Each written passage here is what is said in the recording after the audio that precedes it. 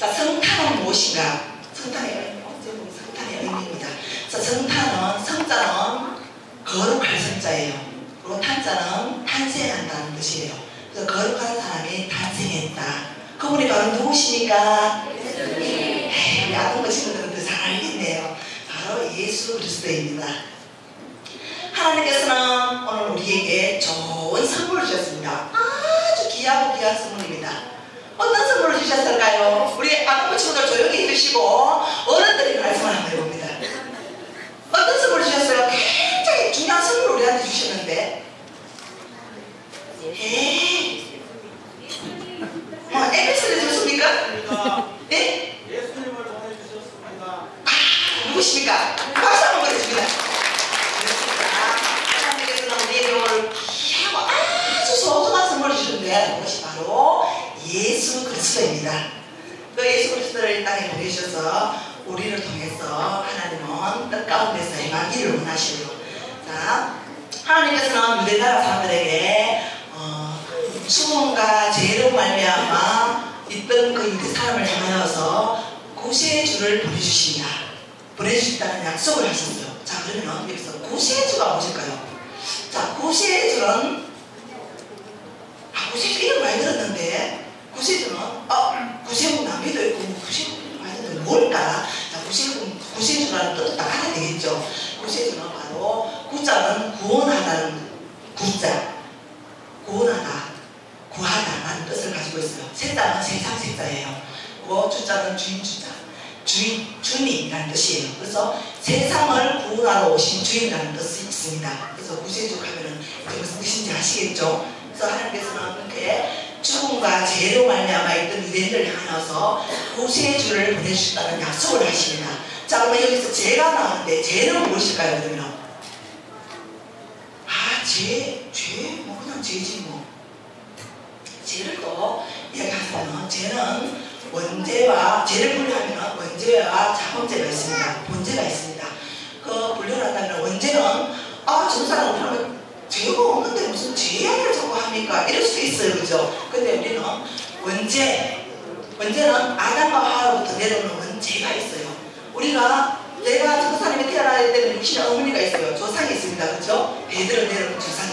그렇듯이 우리 조상의 믿음의 조상에서 죄가 지금 원죄가 있어요. 이 죄가 있으면은 우리는 아무리 하나님 앞에 가까이 가려고 해도 죄가 있는 곳에서는 하나님을 가까이 할 수가 없어요. 왜? 하나님은 거룩하시고 깨끗하신 분이시기 때문에 죄가 있으면 하나님 앞에 가까이 갈 수가 없어요. 그래서 원죄, 아담과 하와부터 내려오는 죄가 있기 때문에 우리는 하나님을 가까이 할 수 없습니다. 그리고 두 번째 자범죄, 본죄라는 죄인데 그거는 스스로 지어가는 죄. 우리가 매일매일 지어가는 죄를 보고 말하는 거예요. 이 죄는 지금 알고도 지은 죄, 모르고도 지은 죄, 내가 권사님 저렇게 권사님은 왜 저럴까, 저 자기 마음속에 미워한 죄, 그리고 우리 아동부 친구가 말을 안 들었어요, 그죠? 그러면 선생님들이 속상해. 이것도 하나님 앞에서 다 죄가 됩니다. 그래서 이는 스스로 짓는 죄, 자범죄가 있어요. 그래서 이런 죄를 가지고는 우리는 하나님 앞에 가까이 나아갈 수가 없습니다. 그래서 이 땅에 오신 예수님께서는 죄를 구원하시기 위해서 이 땅에 오셨습니다. 자, 본문으로 들어가겠습니다. 유대나라에 마리아라는 처녀, 마리아라는 아가씨가 있습니다. 이 아가씨는 참 하나님 보시기에 아름답고 귀하고 정직하고 천밀한 깨끗한 아가씨였어요. 그래서 하나님께서는 이 땅에 보내신 예수 그리스도를 통하여서 마리아를 통해서 마음속에 하나님 앞에 죄를 짓지 않고 거룩하게 살려고 노력했던 이 마리아이기 때문에 아무한테나 보내는 것이 아닙니다. 왜? 너무너무 성스럽기 때문에 예수 그리스도는. 그렇기 때문에 마리아를 통해 가지고 예수님을 보내십니다. 이 땅에 보내십니다. 육신의 어머니도 계셔야 되겠죠. 그래서 요셉과 마리아는 정혼을 하게 됩니다. 그런데 어느 날 갑자기 보십시오. 이 마리아에게서 임신했다는 소리가 들리는 거예요. 야, 이거 뭐 어찌 된 일일까요? 둥치도 하지 않았는데 임신했다는 소리가 들리는 거예요.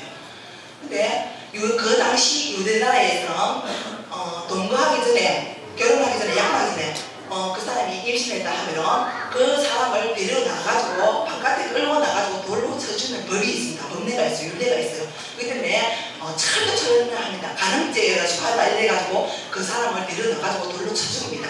그래서 이 요셉이 가만히 보는 끝에 왜?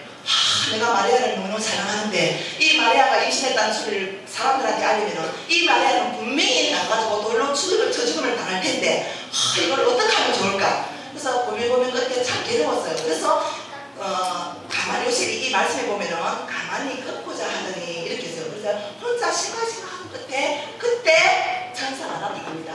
이거 천사가 나타나가지고 이 요셉에게 말을 전합니다. 다윗의 자손 요셉아, 내 아내 마리아 데려오기를 두려워하지 말라.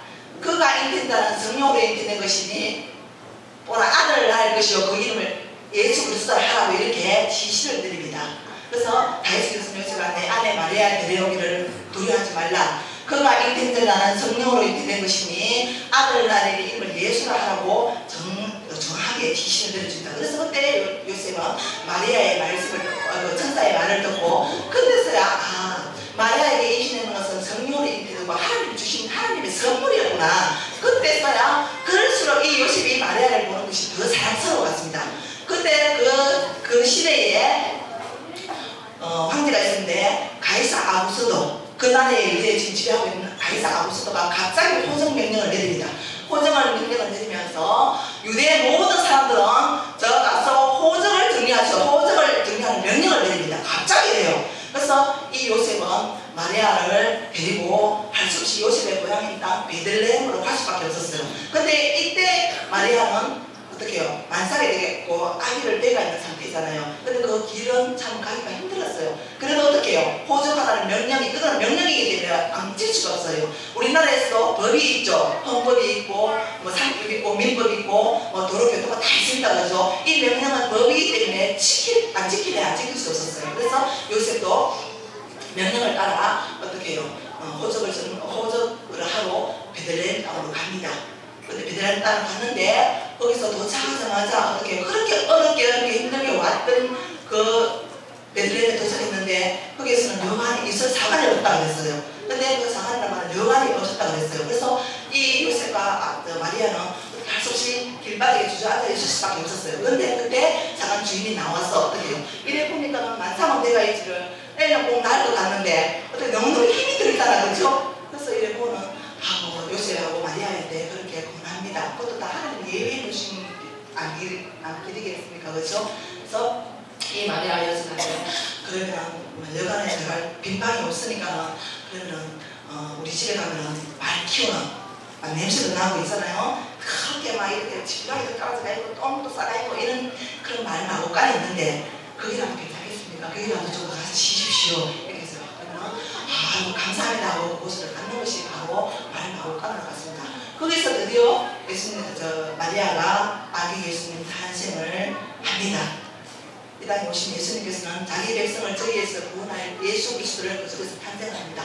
자, 그러면 만왕으로 오신 예수님께서는 왕으로 오시기 때문에 분명하게 왕궁에서 태어나야 되잖아요. 그런데 이렇게 한 살보다 초등학교는 저 지금 자막이 나옵니다. 저는 말 나오니까 냄새가 하면 냄새 막 나고 있잖아요. 저는 말 나오니까 해서 이렇게 예수님께서는 이곳에 태어나십니다.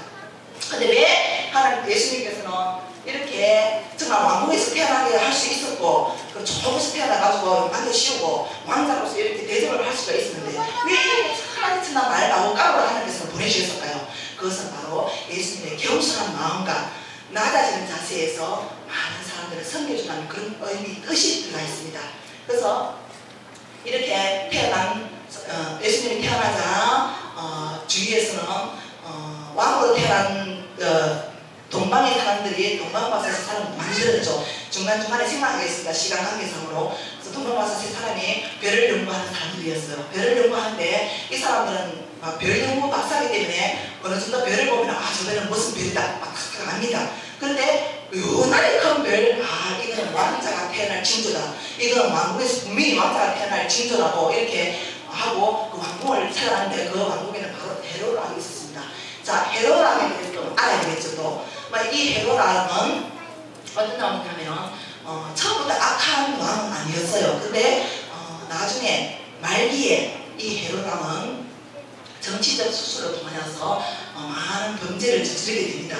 그래서 나중에 나오겠지만 2살 아래로 어린 생명들을 다 죽이라는 대학살이 일어나고, 그리고 이 헤롯왕으로서 끝나는 것이 아니라 대대로 아들들이 또 엄청난 범행을 저립니다. 많은 죄를 저지르게 돼 있어요. 그래서 이 헤롯의 아들들은 또 세례 요한과 야고보를 죽이는 역사가 있고, 예수님 십자가에 침몰했던 사람도 헤롯왕이 나왔죠. 그 헤롯왕은 바로 이 헤롯왕이 아니고 아들들 중에서 하나예요. 예수님 침몰했던. 그래서 그 침몰했던 왕은 바로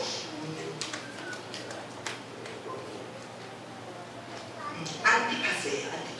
안티파스라는 헤롯왕이 예수님의 그 십자가를 침몰하는 그 왕이 바로 헤롯왕입니다. 그래서 왕궁에 태어날 왕자가 있어야 되는데, 이 동방왕사 13년이 왕궁을 방문했을 때는 왕이 없었어요. 왕이 분명히 태어날 친구인데, 별을 보니까 왕이 태어날 친구인데 왕자가 어디 있습니까? 라고 경배하니까 왕자가 없는 거예요. 왕자가 어디 있습니까 지금? 말 나고 까에 있잖아요. 그래서 이 헤롯왕이 가만히 듣자니, 야, 이거는 왕자를 잘못하면 내 자리를 뺏기겠다 싶어가지고 안 되겠다. 그래서 이 헤롯왕이 대학살을 일으킵니다. 2살 아래로 사내 남들은 베들레헴에 있는 남자들 애들 다 죽여버리라 하고 대학살을 일으킵니다. 그래서 사내 아들은 2살 아래로 다 죽어버리는 역사가 일어나죠. 지금 말씀에도 나옵니다. 2장 말씀에. 그래서 이렇게 예수님께서는 마구간을 이렇게 하고 왔는데, 예수님이 탄생하고 나서 제일 먼저 반겨줬던 사람들이 있어요. 그게 누구입니까? 지금 바로 예수님이 말마구간에서 태어났는데, 말마구간에 태어나자마자 제일 먼저 찾아왔던 사람들이 있어요. 누굽니까? 아는 모든 사람들 이야기하지 마십시오. 장로님, 김원배 장로님 뭐라고 말씀하시는 거 아닌데, 동방만 사고도 제일 먼저 왔던 사람들이 있어요. 이거 선물 좀 드려야 안 되겠는데. 그래요? 목자들이에요. 그래서 양을 치고 또 소오리아리 하고 이런 사람들이 와서 예수님 탄생을 기록해서 천사가 일러줬죠. 여기 가면 예수님이 탄생했을 것이다 하고 일러줘가지고 양을 치는 목자들이 제일 먼저 가지고 경배를 올립니다. 그래서 경배를 올리고 그 다음에 금방에서 들어가지고 황금과 유황과 물량으로 예수님을 앞에 이렇게 예물로 드립니다. 그래서 성탄의 의미에 마지막으로 결론을 드리겠습니다. 시간 항상. 자, 이 성탄은 먹고 마시고 즐기는 것이 성탄이 아니라 오늘 공휴일인데,